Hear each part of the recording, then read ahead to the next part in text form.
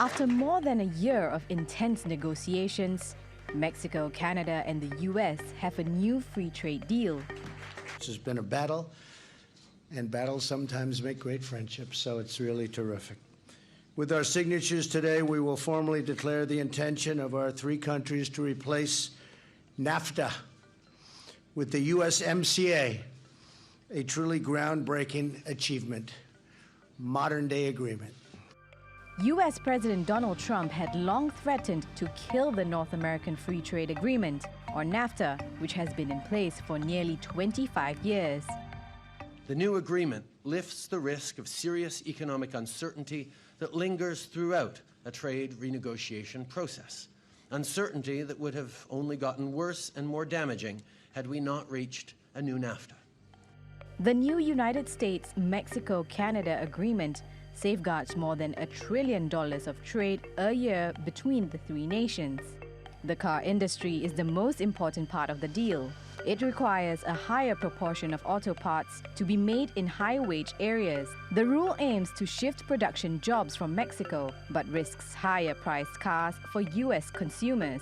Canada also agreed to open up less than 4% of its $16 billion dairy market. The concession raises quotas on the amount of U.S. dairy that comes into the country. But the deal failed to remove U.S. tariffs on Canadian and Mexican steel and aluminum. The U.S. continues to push for a quota in exchange for lifting the tariffs. Its neighbors have applied their own retaliatory duties. Donald, it's all the more reason why we need to keep working to remove the tariffs on steel and aluminum between our countries. While the deal appears to meet some of Trump's goals, economists and critics regard it as a mere rebranding of NAFTA, with few changes.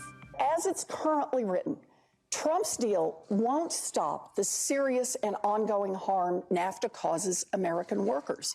It won't stop outsourcing, it won't raise wages, and it won't create jobs. It's NAFTA 2.0. Legislators from the three countries still have to approve the pact before it goes into effect.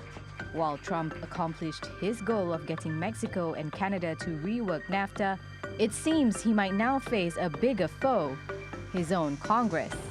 Laila Humairah, TRT World. Let's get more now from Santosh Rao in New York. He's the head of research at Manhattan Venture Partners. Good to have you back on the program, Santosh. So this new deal is essentially the result of Donald Trump strong-arming Mexico and Canada to sign this new agreement. Is this a victory for Donald Trump?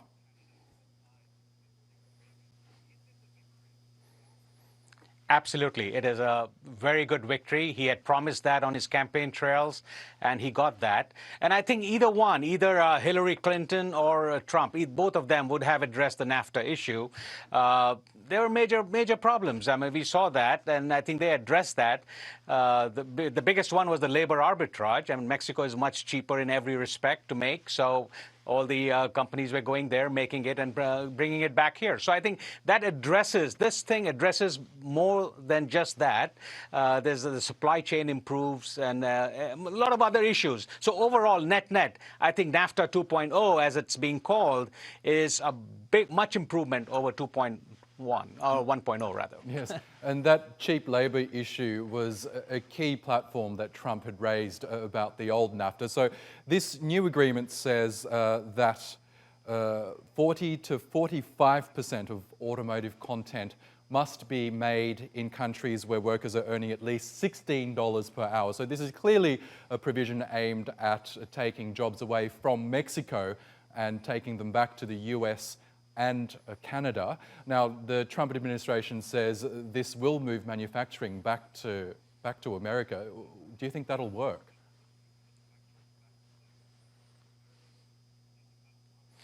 Yeah, I think it's much better. I mean, the cost right now, it's about $22 per hour in the U.S. So this will be $16. So it's still lower than what U.S. would have wanted, but I think they couldn't get everything. This is a good compromise. I think it does bring a lot of labor back in here.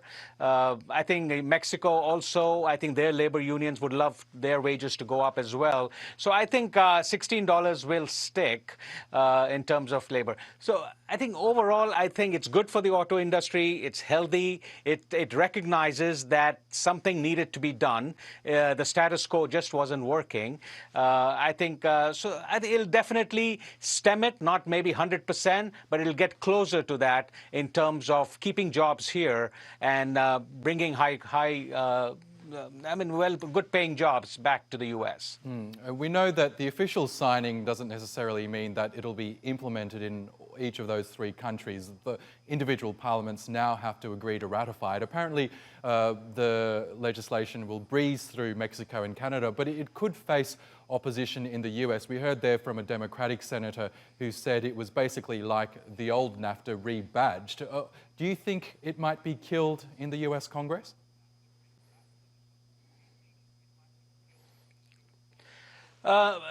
I don't think it's that straightforward. There are a lot of Democrats who would love to get this thing also. I mean, they were impacted also with the NAFTA 1.0. So I think it's not a clear-cut thing that it will be rejected. Of course, there will be posturing on both sides. I don't think the Democrats want Trump to take the full credit for the upgrade. But I think in the end, with good give and take, I think there is enough for both parties to agree upon. So I think if I had to take a bet right now, I would say it will pass with a lot of pulling and tucking along. But it's in the best interest of both parties to kind of get this thing through. I don't think you can get this close with all the three countries agreeing to signing any new agreement. Plus, it also brings the whole NAFTA, the trade agreement into the digital age that we are in. So it definitely needed a lot of work. They've spent a lot of time, close to 2 years, I think, just kind of get this thing going. So I don't think it can be dismantled so easily. It's in the best interest of both parties, and they will come around in the end, as they always do. And before we let you go, Santosh, we know Canada hasn't been happy with this agreement, but they are hoping that now that they're on board, it might encourage Donald Trump to lift steel and aluminium tariffs against Canada. Do you think Donald Trump will agree to do that?